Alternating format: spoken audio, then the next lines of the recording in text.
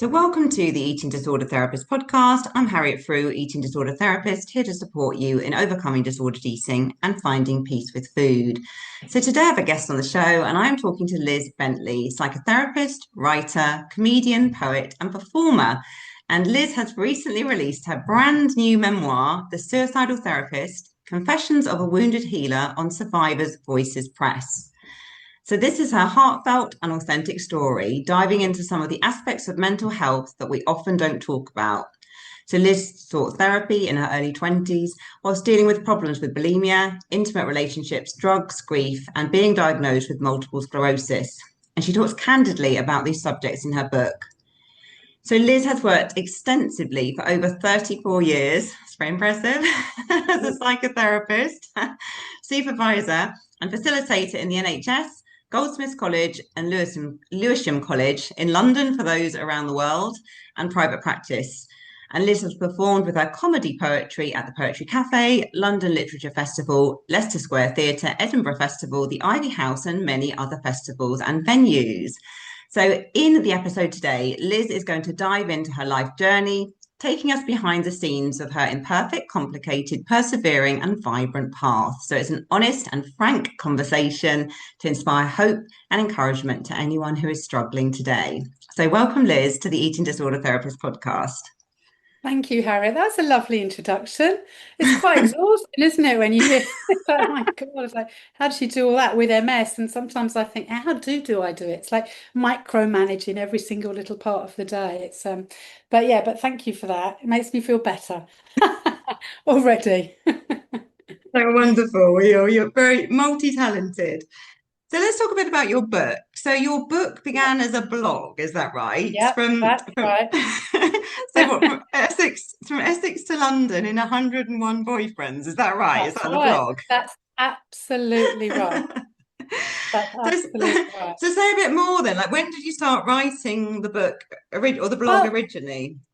I was starting to, it was when in Facebook, it was before all Substack and all that. So it must have been about, I don't know, 8 years ago, maybe 9 years ago, maybe even 10 years ago now, actually. Well, it took a whole year to write because I did two boyfriends a week, pretty much. And Good way of doing it. some of them I had to bulk together, I have to say, because I'd forgotten names. But it just sounds ridiculous. But I mean, obviously, promiscuity is a symptom of childhood trauma that is talked about in my book. But as a comedian, it's like having worked through it in therapy in my work and understanding and teaching, etc. It's like you can swip it around and make the dark comedy and the darkness into dark humor. So some might like my humor, it's very dark. Some might not. So I'll just sort of put that disclaimer out there.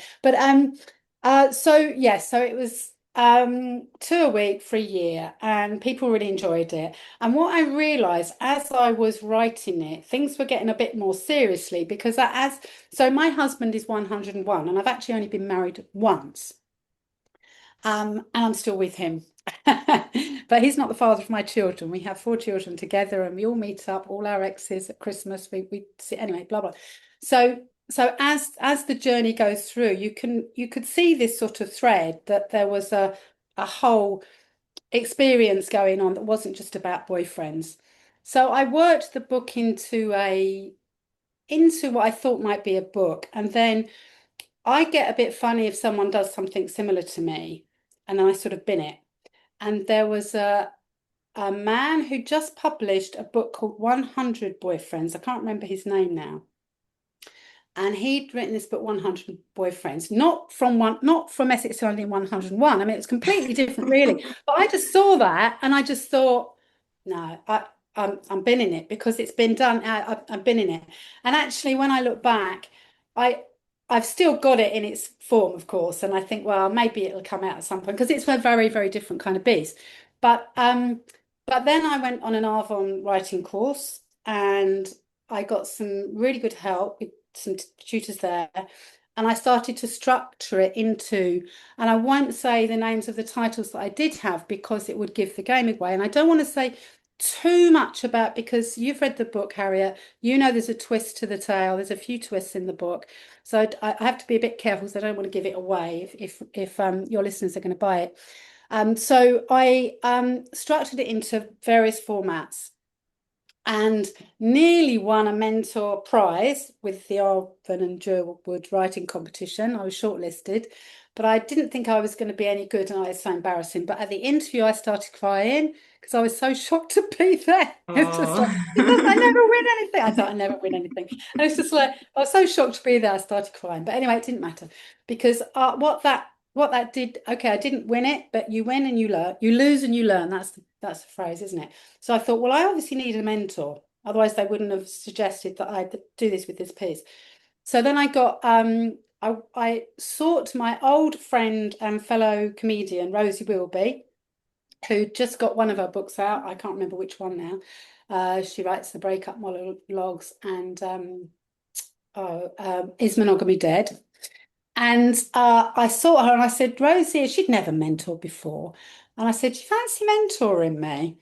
And she said, oh, yeah, okay, I'll give it a go. And we worked really well together. And she got it into the format that it is now as the Suicidal Therapist. So it was a long journey. And that's before the whole process of publishing, which that's a boring story. I'm sure we've got more interesting things to talk about. So that's where it kind of came from. And I still have the list of the boyfriends. And someone asked me, how did you remember them? And I was doing a gig at a Glastonbury, non-Glastonbury, because obviously Glastonbury's not on, last week. And I was sort of thinking, how did I remember? Or where did it come from? And you know the Four Weddings and a Funeral film? Yeah. I didn't really like mainstream things, so I didn't particularly like it, but I watched it because you did back in 1994, whenever it was. And it's when Hugh Grant says to the woman, I think it was like, she'd had over 34, 36 boyfriends or something. And he was so shocked. And I was watching that thinking, well, you're shocked at that? And of course, that's when I started to write down, I wonder how many. And so that's when it actually started. But of course, now in the days we are now, and I'm a big Love Island fan, I'm ashamed. One of my stepdaughters got me onto it. I can't get off. But of course now some of those young men, they're in their 300s and they're only about sort of 20 or something. It's like they're either nothing now, they're either not, or they're like, and it's Yeah. like, wow, I was kind of like quite, anyway. So that was a long answer to a short question, Harry. Well, thank you. And have you found just writing itself to be a very therapeutic process? Can you say a bit more about that and how it sort of helped you in your healing? Yeah, without a doubt. There's something about, and I do write on the computer, but I do start off with a pen and pencil, or a pen and paper, I mean. So I think there's something physically, and I'm a very sort of mind-body person. Having MS, I've had to explore what the psychosomatic meaning of all that is. And I think the process of almost getting it from the brain through the arm, but actually onto the paper with something called ink or whatever, pencil lead, isn't it? There's something quite amazing about that is different from just putting it in the computer. That's how I feel about it. So that's sort of free flow writing. So I've spent a lot of dark nights of the soul with insomnia, and because of my childhood trauma, insomnia sort of seems to be one of my themes. But I write in that sort of free flow, even if it's I can't sleep, I can't sleep, I can't sleep, and then something may well come out of it. And I find that a way of just getting something out and getting without having to rely on my support network, usually my therapist or somebody that might be close to me, if that makes sense. So it's really proved. I've run some writing and therapy groups and poetry workshops over the years, and I did a group for MS, people with MS and ME and whatever, and that was really, really lovely experiences, actually. I think it's really useful writing. I really, really, and some of my clients write. I often, do you know The Artist Way? You heard of Yes. The Artist Way? Yeah. Yeah. I often recommend that because because I think it's a very clear way of doing something, quite structured. And I know there's, there's the spiritual side of it people might not like, and the sort of CBT element of it people might not like, but it's a way of sort of getting something down and starting and focusing. I think it's a really cleverly done book, that actually. Yeah, Yeah. and quite a few of my clients have used that actually and found that Yeah. helpful. I Yeah. think it is helpful, and I think a lot of Gen Z actually like really journal a lot, don't they? I mean, I think all Yeah. generations journal, but Yeah. the younger generation really are really into it, aren't they? I think in a Yeah. big way and find it so helpful. Um, Yeah. hmm, yeah, no, sure. Okay, so I guess what I want to mention as well is I think you are unusual in a way, aren't you? And being quite brave and quite vulnerable in terms of sharing your Yeah. messy side as a Yeah. therapist. Because I think, as we were talking before we went live, really, that it's not that usual, is it always, for people to sort of see that side of us in a way, our Yeah. kind of wounded healer side. We sort Yeah. of see the, like say, the person in the white coat, the professional. Yeah. So can you say a bit more about that? About sort of being that wounded healer and then really sort of using that in a helpful way to, Yeah. I guess, be relatable to others and in your own healing as well.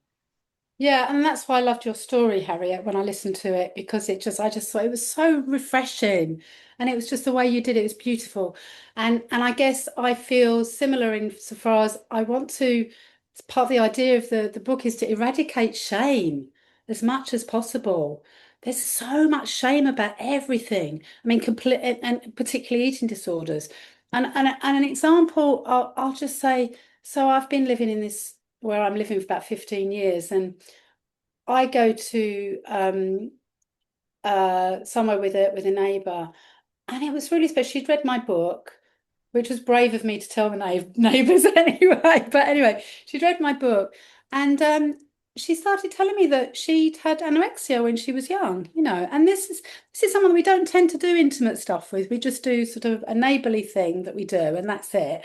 And it was just like, oh, and it was a real moment of kind of, yeah, so okay, you're telling me that your childhood wasn't as good as maybe I might believe or might think, or that life has not been as easy, or there was just something really lovely about that moment. And I guess, yeah, it's about, well, who cares really?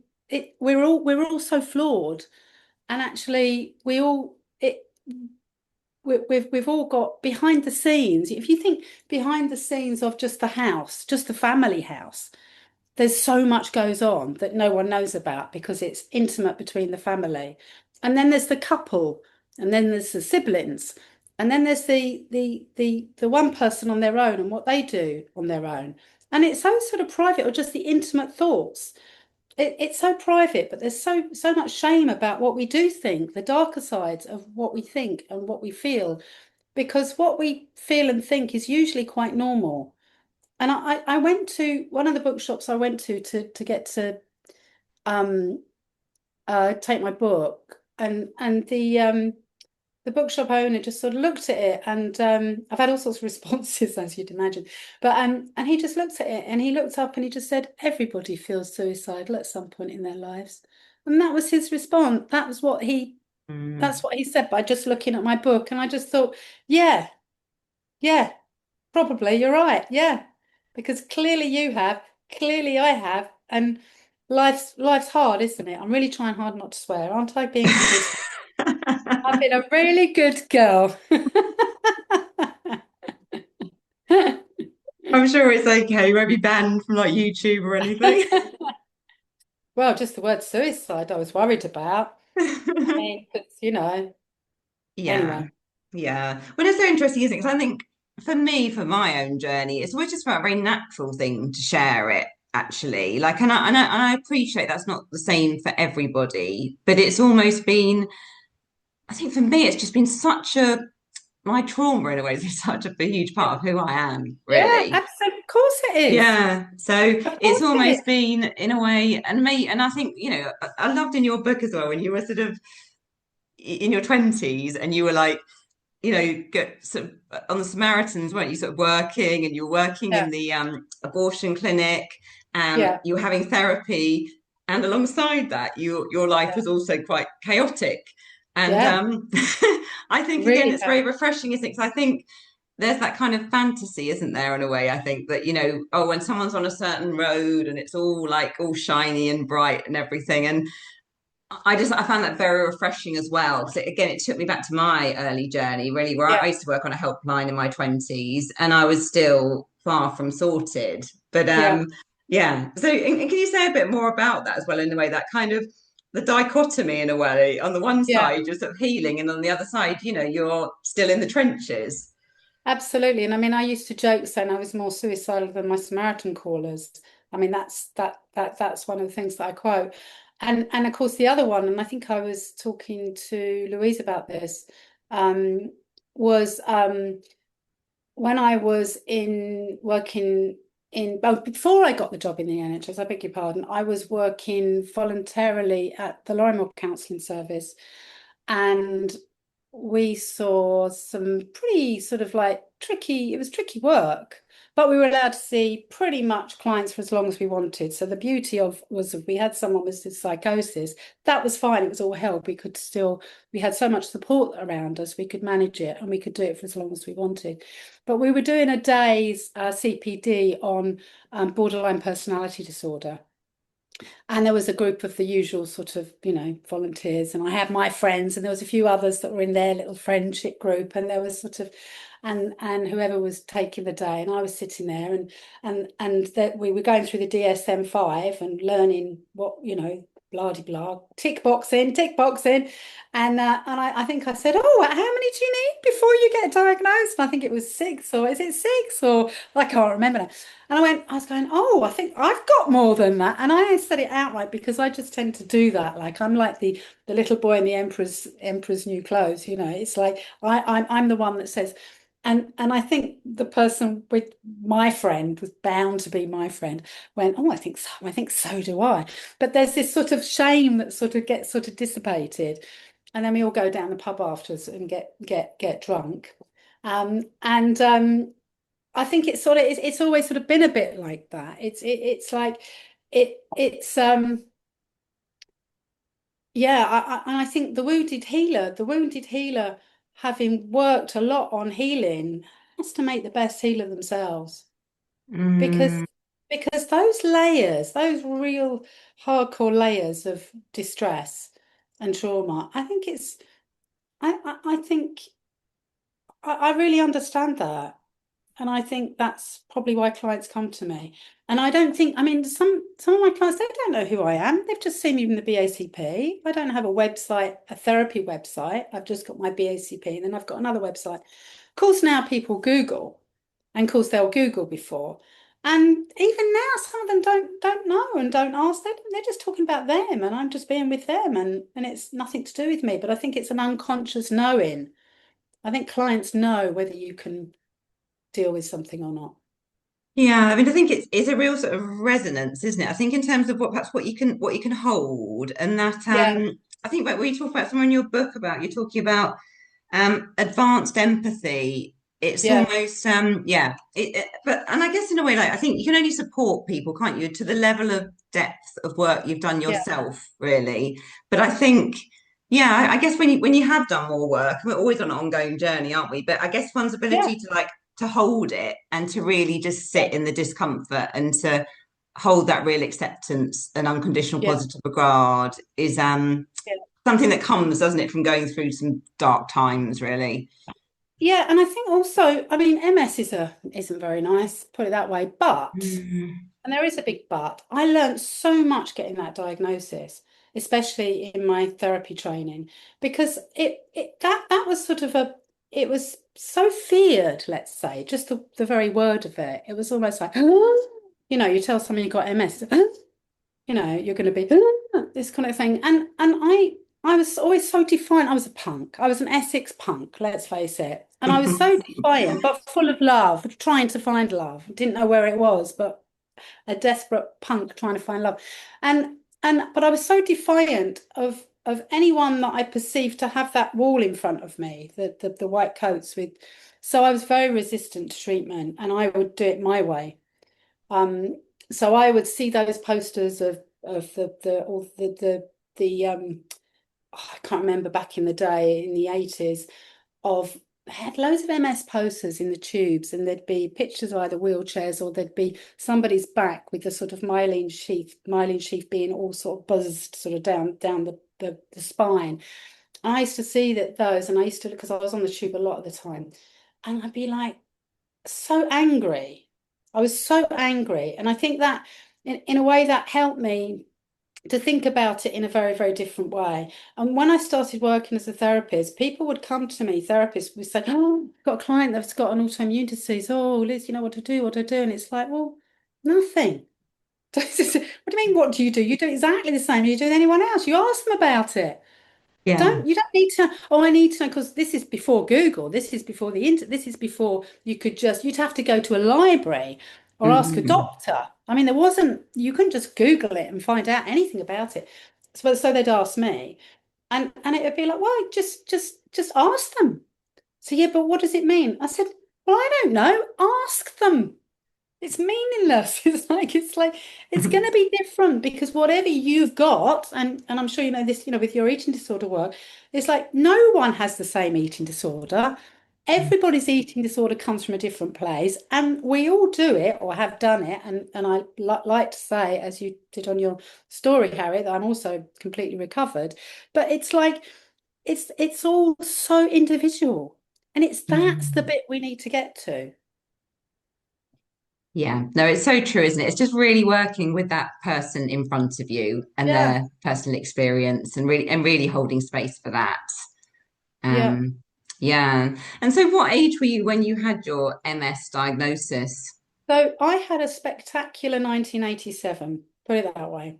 So 1987, when I was training to be a Samaritan, the boyfriend in the book, called Fraser, um, was about to go in prison, and I think it was, I can't remember now the exact times, but there was all sorts going on with him.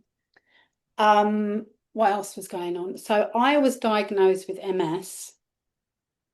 And my best friend in the book, Marnie, was going to be going off traveling for a year. So there were these three things that happened. And I'd left home for about 6 months, but that was a good thing. I mean, I escaped, let's say. It took me till I was 21 because I didn't do college or anything like that. So I escaped. I'd was on the road to becoming a Samaritan volunteer. I'd left my awful job that had got me out of London. But my best friend was leaving for a year. My boyfriend was leaving for however long. And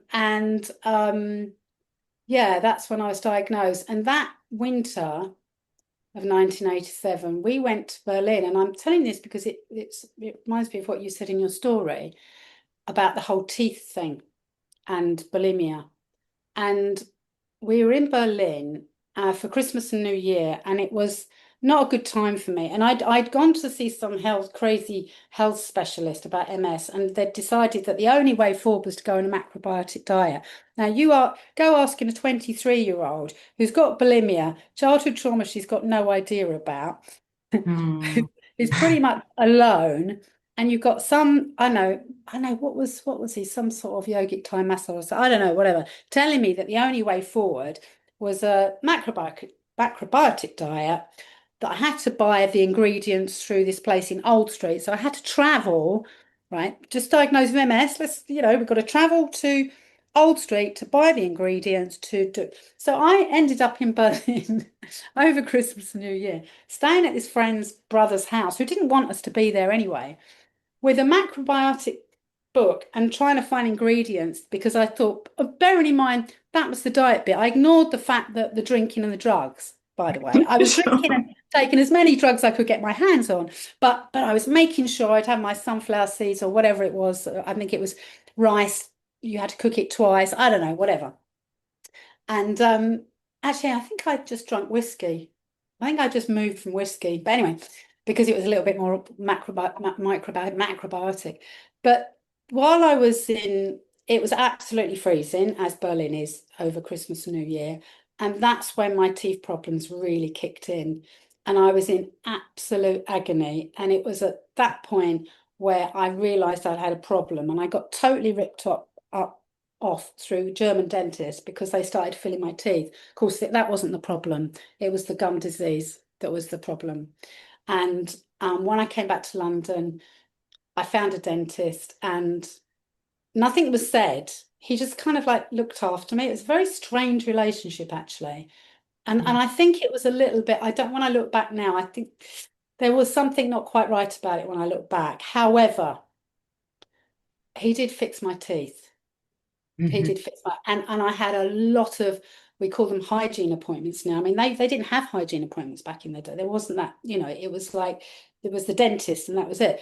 And, but he actually got my gum sorted. And I think after a few years of therapy, and it got worse before it get better, as these things do sometimes in therapy. Once I started really talking about the eating disorder, it suddenly got really, really bad. And then it just left me. It was almost like I had to really notice what I was doing. I had to be so acutely aware of what I was doing and why and my feelings about it. And then it just suddenly went. And then I was in therapy 4 times a week and held. Everything else outside wasn't going very well, but that part of things were, after a couple of years were going good. So, but just thinking about you were saying in your story, the pain of that but of course since then, but the good thing about that is I look back and my gums have been brilliant for a long time now, for over 30 years. And actually I've got people now, friends now, that they've got all sorts of problems, but I've been really careful about my teeth since then. So there's lots of things that you can thank these awful, horrible things for, if that makes sense. Yeah, no, I mean, really interesting actually, because I think my experience was similar actually. That I had a load of work done in my 20s Yeah, after, um, but then I have looked after my teeth very well since then. And yeah, yeah, so but yeah, it's just worth mentioning though, isn't it? I mean, it's very destructive to your health, isn't it? An yeah. eating It's disorder. so it's so destructive. It's so destructive for your health.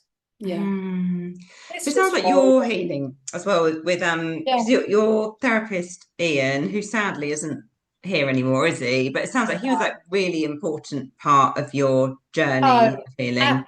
oh, with that, and as I say at the start of the book, I have amalgamated because of the 101 boyfriends. I've had to, in order to make it succinct, I've amalgamated boyfriends, friends, and therapists.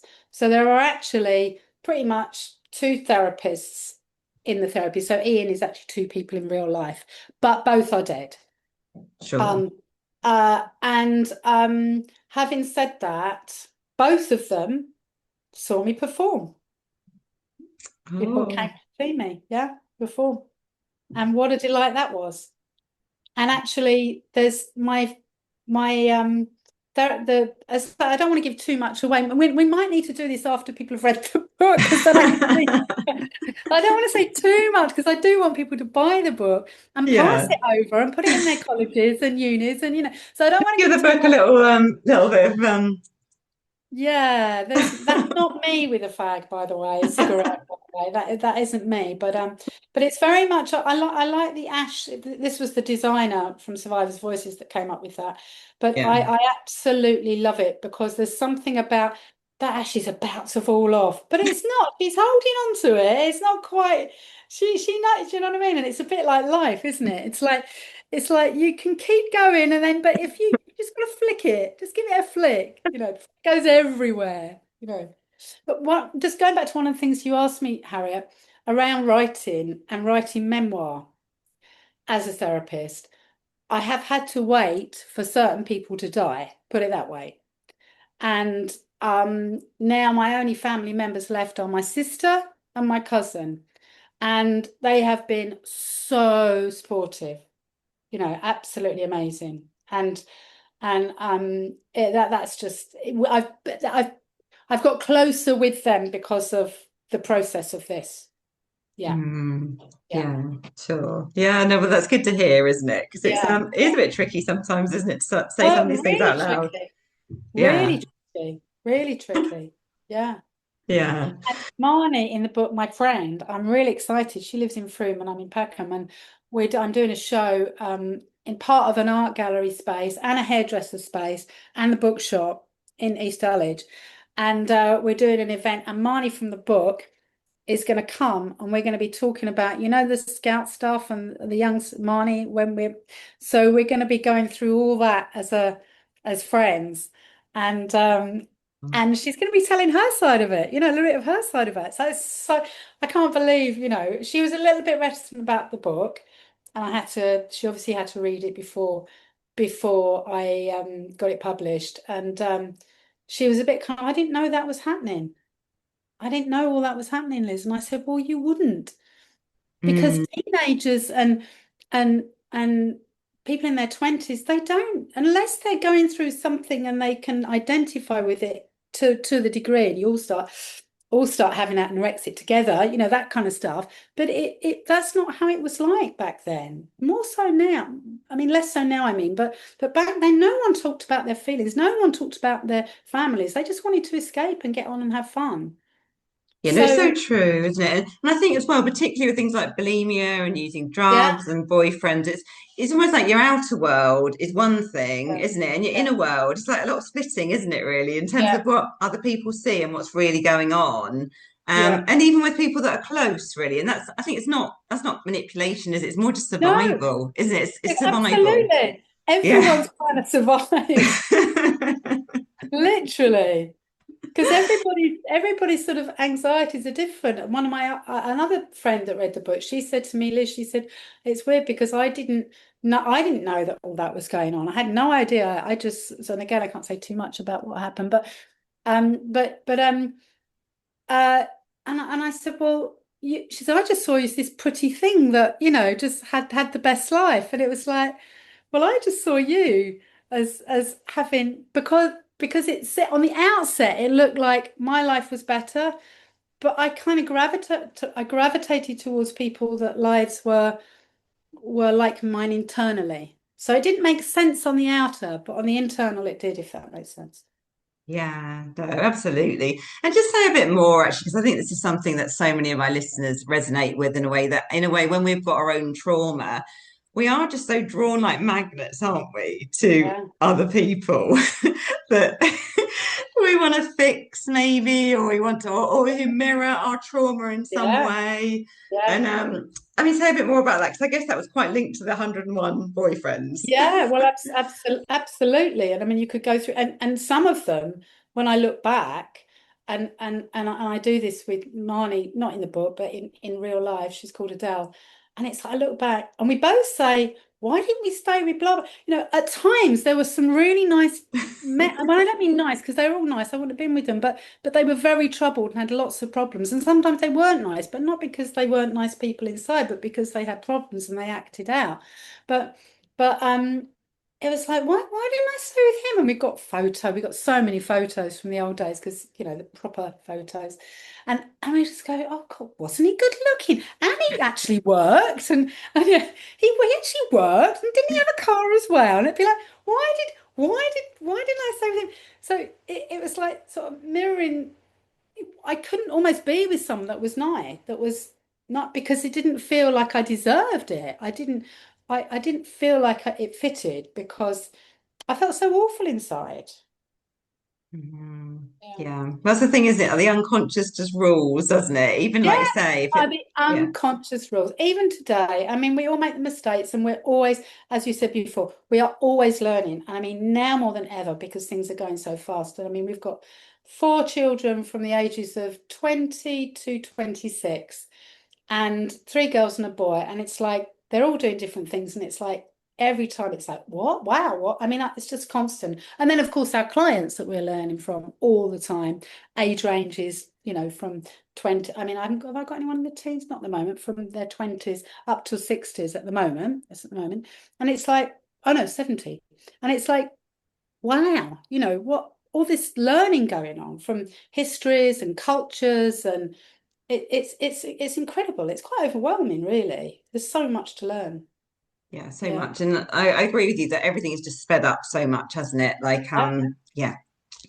Um, so say a bit more, Liz, as well, about the kind of comedy aspect of things and how that came about and how that is for you. Yeah. It's a release. It's like some people like cooking. I'm not a despite the bulimia and everything, I'm not really a foodie, to be fair. I mean, I literally had my lunch and I just got a bit of mackerel out and chucked a bit of beetroot on the plate. My husband comes back from lunch, he's a cabinet maker. He's got the same ingredients in the fridge. Obviously, I had to have my lunch a bit earlier because I was coming to see you. But like he puts the mackerel on, then he finds some which I didn't know existed in our fridge, some spring onions and some gherkins and goodness knows what else. And then he's got some pickle, and then it's looking absolutely beautiful. This cascade of beautiful, creation is on the plate. And I look at mine and I think, oh, but that's because I can't be bothered because I'd rather be talking to you, and B, he's much more creative in that way. So my creative passion is kind of making people laugh in a way. It's like that kind of or knowing that I can be funny. It's a very strange thing, and I only knew that I could be funny in my 30s. And it was my therapist that helped me go into Morley College to do some adult training in it was acting originally and then writing. And then I took a short story to an open mic about one of the boyfriends. What else was I going to write about? Because I hadn't really worked through everything. And to me, it was quite a sensitive sexual experience, but I thought, I'll read this out. And people laughed. And there was a group of people in the audience of that first open mic who were part of the very original Apples and Snakes poetry lot from Deptford. And there was about six of them in the audience, and they really liked what I did, and they came up to me after and said, "Would you like to join our writing group?" So that was kind of what got me started. And then I was with this group of people that weren't therapists, they weren't Samaritan volunteers, they weren't, really screwed up boyfriends or, but it was like a creative bunch of people that I'd never really been with before because my parents weren't, I mean, I had never been to an art gallery until my friend's sister took me when I was, I don't know, late 20s or something, because that's not what we did. So this it was a really new experience for me, and it was like, wow, you can write and you can perform it, and people will laugh, and you can take music because I was always into my music because I played in bands. And I can bring my ukulele. Well, one of the first, 'cause everyone plays it now. But I can put a ukulele. I was, I've got an old little Casio keyboard. I can play this. I can do anything. And there's an artist called Ivor Cutler who I found out about very early on, but I realised that I loved his work. He's long since dead, but he was about 36 when he started performing live.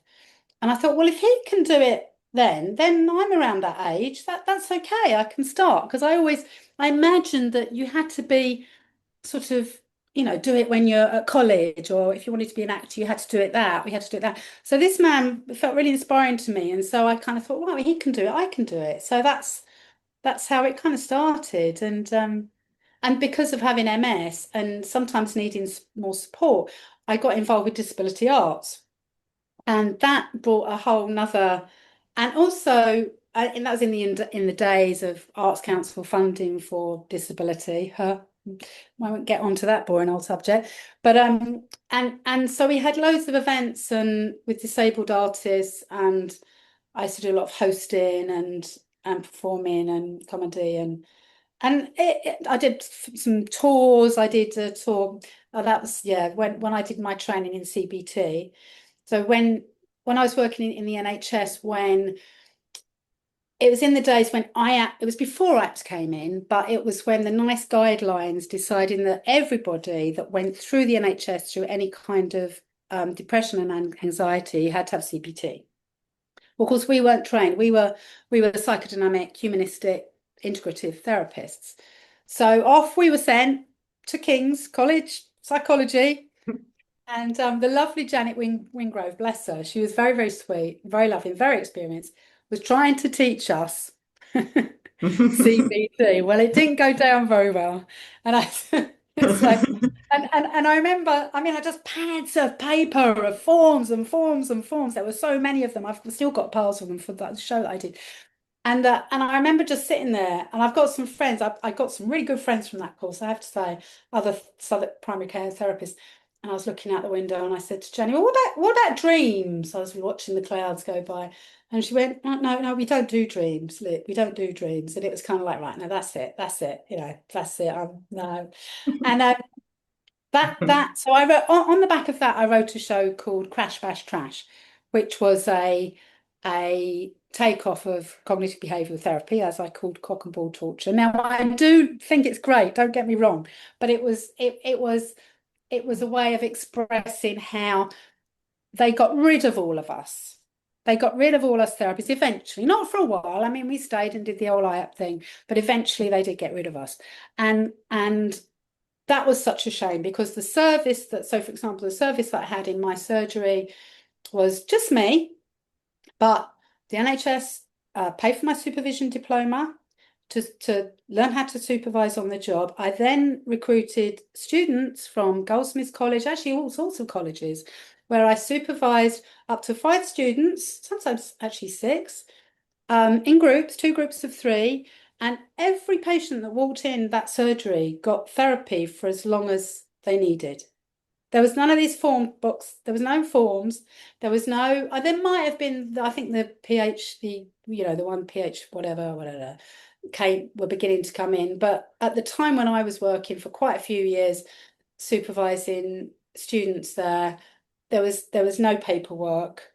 It was literally, we see the patients. It's very well held in a surgery. You've got your doctor next door.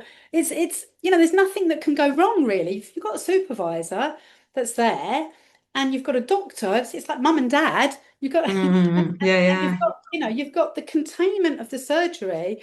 It was such lovely work. And then of course all that went. So my show was a kind of a look, you're getting rid of. So I used to do a comedy, the forms. I did it in comedy, the thought forms in a comedy version. Because when I did that, people didn't even know what CBT was. They thought it was compulsive basic training with motorcyclists. So I was touring the UK teaching people what CBT was. Well, you're going to get this next time you go to the GP, because now everyone knows what it is, which is a good thing. And it works for a lot of people, but it doesn't necessarily work for a lot of others. But Yeah, no, it's true. It's got its place, hasn't it? But I think in eating disorders, it's like 40% or something of people will benefit from it or something. It's not for yeah, everyone, is it? yeah. Um, And yeah. now of those 40%, who are being good people by saying yes, yes, it worked, because they want to feel that it's worked. I mean, I'm terrible, aren't I? This research, but and going back to your original question, humor comes from the things that are the things you struggle with the most. Yeah, and I think it's wonderful actually how you have really, I guess, just allowed yourself actually to pursue those creative outlets. And it's quite brave, isn't it? Like writing these comedy sketches and putting yourself out there and I think it's wonderful and also probably a really good balance from the Yeah. therapeutic work, isn't it? Just I think that's probably very healthy actually to have that It, yeah, balance. I absolutely I miss it when I don't do it. And while I was doing the last couple of years of the editing and getting published bit, my son, who is 26 and is in a few bands, he's a bit, I'm the psychotherapist by day, comedian by night. He plays in nursery schools doing and little babies parties from 0 to 5. By day, and by evening he plays in punk bands. Anyway, one of the bands that he's been in, his band Pig City Committee, I was playing keyboards with for 2 years, but still with my Amazing. Casio keyboard of 15.99 from Toys R Us. That's how old it is, although you can get them on eBay now, slightly more expensive. But I was doing that and rocking up when I can. I mean, sometimes if they were doing gigs Yeah. further away, it's traveling I'm not great at unless I've got support. But it and just being up on stage with all these young people. But as he's getting older, I think, look, I've got mum coming in to step by. But there was a gig we did at the George Tavern, which is a lovely venue in anyway, somewhere in London. I can't remember, near Hackney Way. No, anyway, it doesn't matter. And quite a well-known venue, but we did a gig called Parents' Evening. And would you believe there were four bands that we found just very like locally, Southeast London, with that have got parents in them? I mean, this is the difference.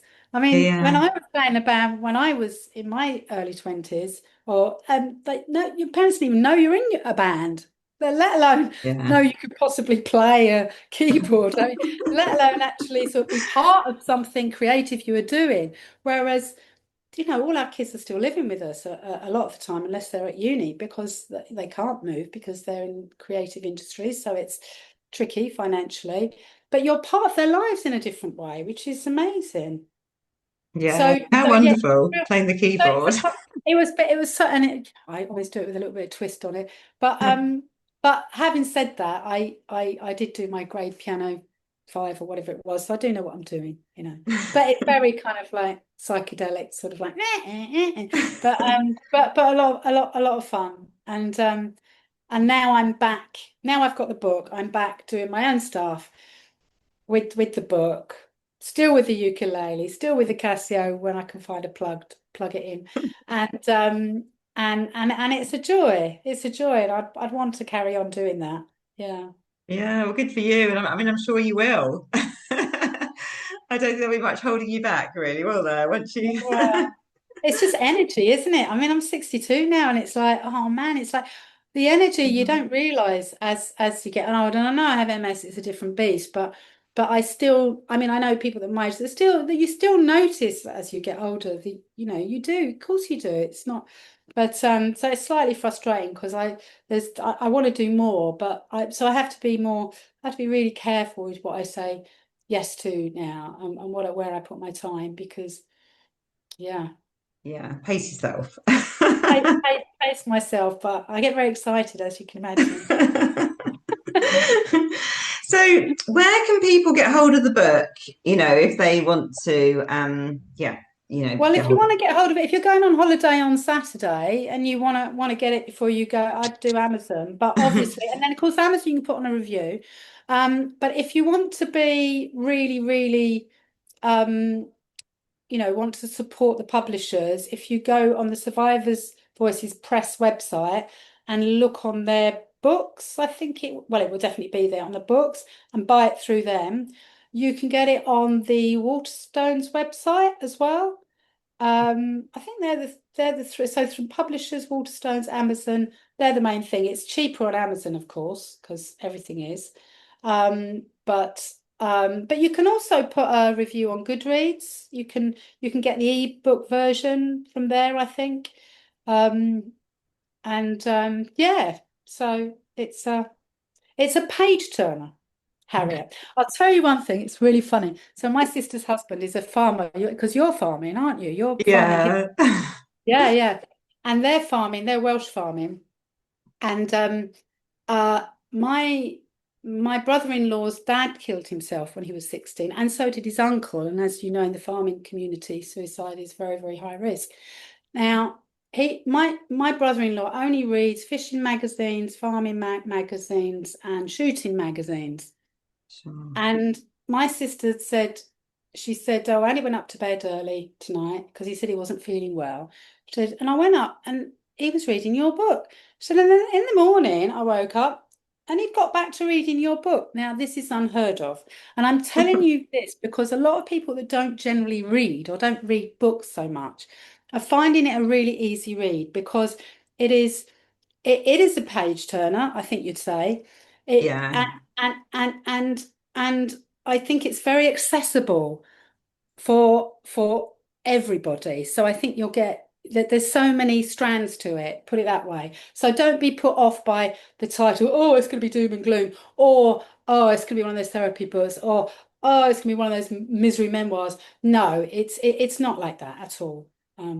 But Yeah, it's no, I'd also not agree. Actually, funny. But it's I think yeah, I it's read it in also about not two funny. days, There actually. we I go. think, There we yeah. go. So, yeah, it was easy to read and quite compelling and really draws you in, Thank definitely. you. So, Thank you. yeah.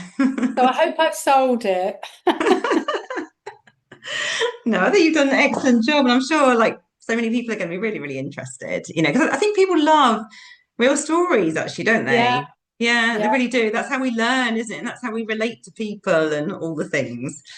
Well, absolutely. You think about students that study in therapy at the moment. I know myself, I learn more from my own therapist, from my supervisor, and from my clients. Yeah. When do I start going into books or Google? It's grabbing it from where you learn it from the real sense, isn't it?